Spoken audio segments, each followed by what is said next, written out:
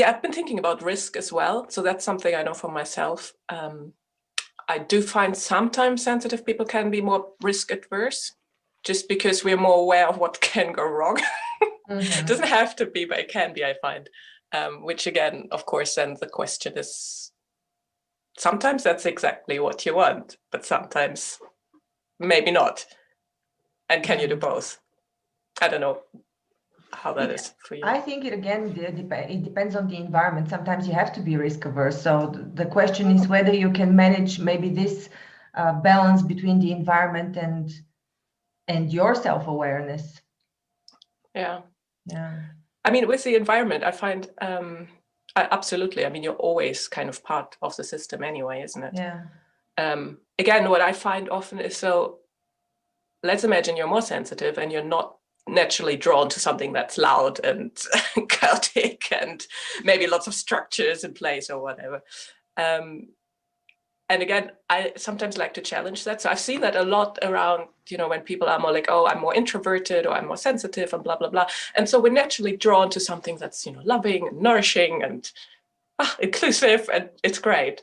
But what if your thing or your cause or the thing you need or want to do is in a different environment? And like, how much can you actually get yourself to the place where you can go in there? Not, you can't change the whole system, but at least you can do your little bit to shift something. And I find it so interesting sometimes that, and I still need to sometimes remind myself of that just because it's different to my personality doesn't necessarily mean it's bad, if you know what I mean. Like the same as brands, sometimes we just naturally go for something because it looks like me, even though the other one could also be good.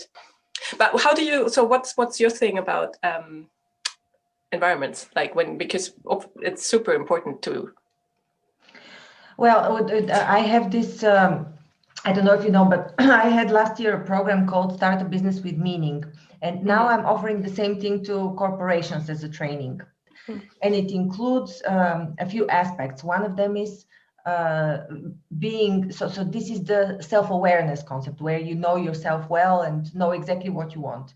Because if you know exactly what you want, you will know if the environment is good for you, or you will know whether you can change it or how to change it. So when you have a clear understanding of yourself, it's like being centered. So this is number one. The second thing is the relationships you build, because this in a company is the culture, how you relate to each other. And this is something that I saw yesterday as a response to one of my posts on LinkedIn. It was on culture, on cultural transformation, and it was exactly something that I've never seen before, that culture is actually relationships. It's not something that, it's not a structure. It's not something that you set up. It's not something that you write on paper. And the third thing was, having an alignment between all these things and where you want to go. So it's the strategy perspective. It also directs whether you're going to be in this company, whether it has meaning for you at all. It's the direction, basically, how you organize everything.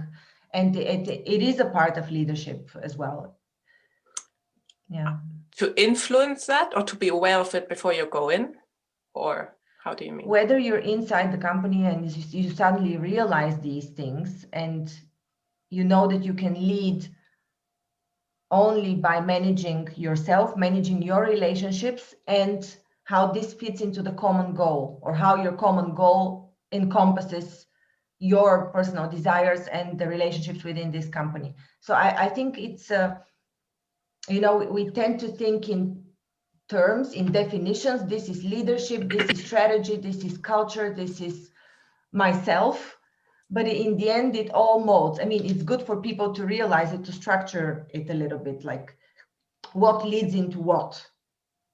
But if you think about it, knowing yourself, and by you having meaning, you have the drive, you have the direction. So you're a better leader. If you are able to manage your relationships within the company, you manage the culture better. So you're a better leader. If you have a clear vision about your goal, about your strategy, you're a better leader. And then only a good leader can create a proper culture. Only a good leader knows himself. So it's double-sided. This is what I think. Yeah, absolutely. Definitely.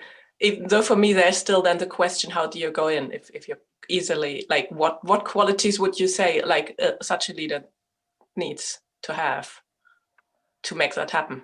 Because, you know, you can be faced with a lot coming against you, especially when you're trying to change things. Mm-hmm.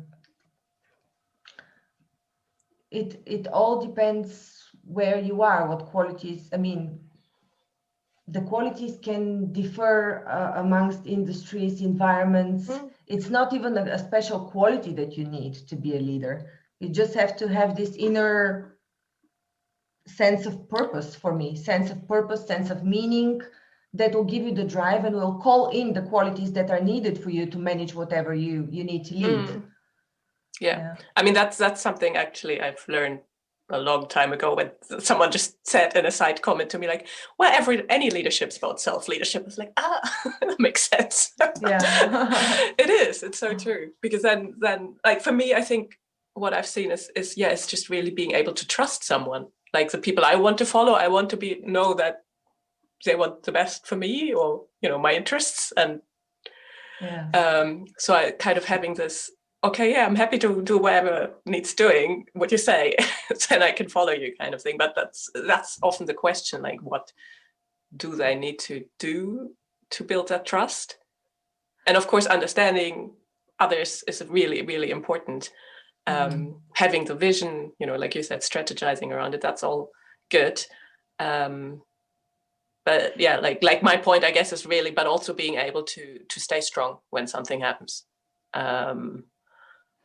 I think that the point of building trust, it always has to do with alignment of values. So it has to do with culture, it has to do with your relationships. You cannot gain the trust of anybody who wants to follow you unless they're aligned with your values, first of all, unless you can build a good communication. What is trust? Trust is built over time, and it's not based on qualities. I think it's based on visions, on values. It's based on these intrinsic things. You don't trust me because I'm smart. You trust me because you see my vision, because you see what I'm striving for, because you see integrity that you as well. want the same, because you recognize your vision in my vision. That's why you trust me. And because I see you doing it in a way that resonates with me, because you could go about it in a way and I'm like, what? You know, so I guess you have to have, yeah, like you said, similar values on some stage as well. Yeah, I wasn't talking about me in particular here, No, but no, in I mean, general. Yeah. I mean, in general. Yeah, right. Definitely, yeah. But listen now, Nicolina, because we're having anyhow a very good conversation, and I'm anyhow recording, and I don't want to waste this beautiful talk. So now is maybe the time for you to tell us what exactly you do. What exactly I do? Yeah. I'm a coach, I guess, similar to you. Or you do? I don't know what you call yourself. Healer coach, actually. I have two different businesses. Okay. One is Heal and Learn. The other one Okay. is Grow and Learn. And the Heal and Learn, I guess you can say training people. I'd rather call myself a trainer than anything else. Yeah. Yeah. And the business part is training, but for companies. But it is, again, companies are people, so. Absolutely. It's very exciting, yeah. No, I guess in that sense, I'm similar. I normally call myself a coach, and sometimes there's a bit of feeling in there. And I'm, doing a bit of teaching here and there, or I'm still moving into that side of, the arena, I guess. Does that answer your question? And my main focus is, of course, more the sensitive, creative people, just because I find often we do need a different skill set to get the same results as the more louder people. I mean, yeah, sometimes at least. So that's normally where I focus, like how to get you to where you need to be able to do the things you'd want to do in the world, when you maybe come in with a different skill set, different personality, different challenges than I would say, the majority of people out there. Yeah, I agree though, because a skill set, tools are important. I mean, I don't want to be talking only about path here, because tools can help you shape your thinking. So they can help you shape your leadership as well. So what kind of skills do you think sensitive people need? Like I said, one thing that's quite present for me at the moment, I guess, reflecting my own journey is, well, it's an ongoing journey for all of us. Because we are sensitive, so we are reacting more quickly to all sorts of things in the environment, triggers, be it emotional, be it, sounds, whatever, to be able to handle that, first of all, and not always having to retreat for a day before you're able to go in there again, I think is super important, because otherwise, you're losing out on valuable life energy time. I think, again, often what I said, sensitivity comes with, not every sensitive person is introverted, but 70% or something of them are. That means often they tend to be more in the back, not be loud, not go in there and say, hey, this is what I think, this is my opinion, listen to me over here.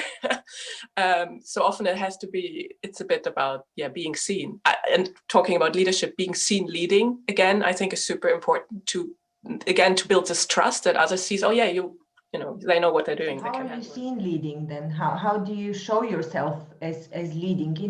Let's say, let's just theoreticize about a work situation in a corporation, and somebody and somebody wants to or is taking a leadership role, or is given a leadership role, but they're sensitive, and then they need to show the people that they have to lead, what they're up to, or what they want them to be followed for. I think how do we do that? No, I mean, I guess it's similar. I mean, visibility can again come with you're more sensitive to, is there rejection or something? So it kind of is a similar thing of kind of building yourself strong to be seen no matter what. And the other thing is, again, often I find science, and I don't have a number for that, I'm sure there's research out there, but sensitivity often comes with over caring, over giving. Because with what we used to do in childhood, pleasing everyone, that's why we're so sensitive, because we're so good at making sure that everyone else is fine. And if you take that into certain environments or positions, again, it can work against you, because you can't please everyone, we know that. But you can't, again, I think it can be difficult to build that trust. Well, one thing I already mentioned is, because imagine your communication style is, would you mind? And if it's no problem, and I would really appreciate if, and the other person's like, what you want? Just tell me what you want,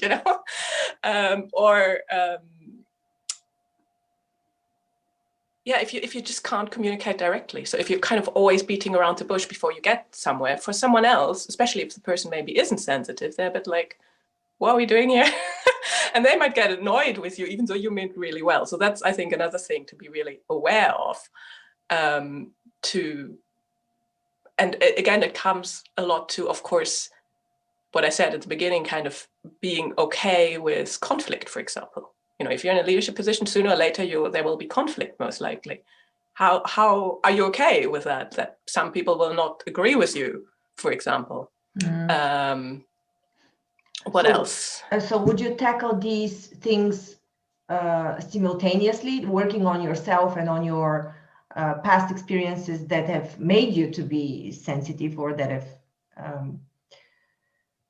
not necessarily past experiences, but your view of the world? So would you be working more on the self-knowledge and self-awareness, or would you be working more on the skill set, or simultaneously?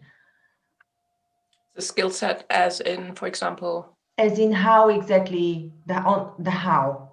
So one is the reasoning, which is the internal reasoning why I want to do things, on the motivation, on the values, on who am I, on understanding yourself. And the other one is, okay, what exactly do I need to do to get these people to listen to me? Yeah, of course. I think that goes hand in hand, generally, isn't it? Yeah. Because you still need to know, what you ultimately want to achieve. You have to need your goals and values and all that clear, of course. Yeah. You still want to steer the ship, basically, right? Even if that means making sure that everyone else is having an awesome time, they know what they're doing, They're really enjoying being there. I mean, I'm not by any means saying you shouldn't do that bit, but generally, I think a lot of sensitive people are already really good at that side of checking in with everyone, listening to what they want or their ideas. But then you still need to tie it all up and be like, okay, with all of this, we should go there. Or like you obviously you might have a joint decision or something. But, so you can do all the traditional leadership skills or trainings or whatever, please, yes. But just make sure you can still also operate or use them in the same way as maybe some other people do that are easier to jump on certain things, maybe, if that makes sense. Yes, you listen to other people and you reconcile what they have to say about it, and you listen to their opinions, and yet still your vision has to overcome, or has to be the prevalent, right? Because you're leading, and then you have to deal already with the feedback, with the motivating them, with maybe even addressing something that is in conflict with what your intention is. I mean, that's what I'm talking about. If everything's going fine, if everyone agrees and everyone's like, oh yeah, we all want to do this, fine, like do it, go there. But if sometimes you have a situation where that isn't the case, and that's the question for me, like, how do you handle them? Like, can you still hold everything together? Because that's, again, how I find in my life, like, and that's what I meant at the beginning, in a way, what we've seen over the last couple of months. If things are more or less fine, we're like, yeah, let's just have discussions and let's, sort everything out and let's talk everything through. I'm sure it's the same when you have a kid. I don't, but you do.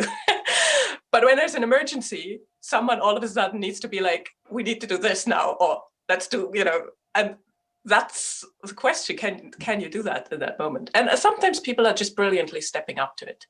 Mm-hmm. That's true. Yeah. Again, environment. Yeah. If you have doubts in that moment or something, or just don't trust yourself, the others won't trust you either. Just you neither, if that makes sense. Yeah, absolutely. In the end, it's managing yourself in any life situations, being a work situation or not. It's just that we are placing ourselves now in a work situation, but it's actually managing yourself, because you're doing exactly the same thing. You're managing yourself, managing other people, and going somewhere with your life. It's just that. Yeah, I think it's the same. Yeah. And I mean, that's why it has become to my awareness, is partly because how I've seen it in my own life, because I've always been like, well, I didn't work in corporate, or I'm not a leader or something. But I realized the more I've done this work, the more there were situations in work, but in family or whatever, where all of a sudden people were looking to me to kind of lead, even if it's, it doesn't lead such a big word. It can be, let's go to that restaurant.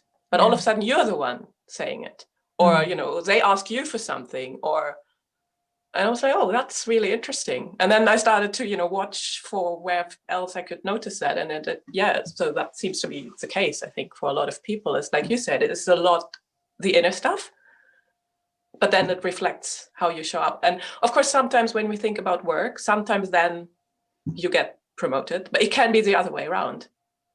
I think it's usually, I mean, that's even more beautiful if then let's say you get to a higher position or something and it reflects that you can take it on more. Sometimes it happens the other way around, and you get promoted and you're like, shit, now I need to solve this. And then, of course, the question is, can you grow into it or not? And I think possibly most people know examples of people who've been able to grow into it and people who don't grow into it. And like you say, become more like micromanagers or something, because they just don't know how to lead. And that's not always nice, just because you want your senior to be someone to follow in a good way, even if it's almost as an equal. Yeah, that's the reason why a lot of consulting companies, for example, focus more on the selection, on recruiting, than on managing leadership inside the company, because for them the personality is more important, and they believe you cannot change it anyhow. I think you actually can, with the right tools. You can train people correctly. Absolutely. So I understand both views. Yes, character is very important when recruiting, because yes, culture starts with recruiting, but you can change a lot of things and improve them. Absolutely. I mean, like you said, I think both is valid, because sometimes, let's say someone has no leadership qualities yet, it might take a while. Yeah. But if they're already, sometimes people just need a nudge and then they blossom. Right. I think it really, and that's a challenge for recruiters to, of course, be able to understand where someone is or what they really can do. Yeah. And again, like you said, is it because you haven't really stepped into it? Is it because your culture hasn't let you before? Yeah. It's, there's no one answer to that, I think. Right. I mean, and there are many examples that I recently read on Harvard Business Review, and where they actually state that past experience is not a prerequisite for success, or the history on your CV. So it's not really that. Even if you recruit, there's no guarantee for success, because in this environment, in this situation, in this time frame, the person will perform differently, most likely. So past experience is not a prerequisite for success. It can give you a clue, but not necessarily. Yeah, no, I agree. Did they say, but that's for me, that links back to what you said about the environment. Because of course, if you're in a different environment, everything can be completely different than before. Yeah. So I wonder if they addressed that. Because theoretically, absolutely, it doesn't have to mean anything, but it could. Yes. Yeah. I think that's why they need coaches everywhere, to make sure everyone's fine, no matter what's the challenge. That's true. Awesome. Awesome, Nicolina. How can people find you? Shall I put your link and contact underneath this video? I think mostly I'm on Instagram, sometimes on YouTube, a little bit of Facebook. That's mostly it at the moment. Please do. Or website or something as well. Yes. Awesome. So if anybody needs a consultation, help, some insights, or just to bounce ideas off. I think we originally said, absolutely. I'm always there for like one-on-one. I am potentially running some workshop which will look in this, like building the strengths more that you need. Yeah. I need to still finalize that. It might be like a series and this is just part of it or something. But if you follow me, you'll find out when that's happening. Wonderful. So, we can announce it again on my channel so people. Yeah. I'm sure we find other things to talk about otherwise. Sure. I mean, in the meantime, or go deeper or something if you want me to share any specific things that you think could be helpful or something. I enjoyed this creative talk, Nicolina. Me too. Definitely. Cool. Yeah. Thank you. Well, thank you.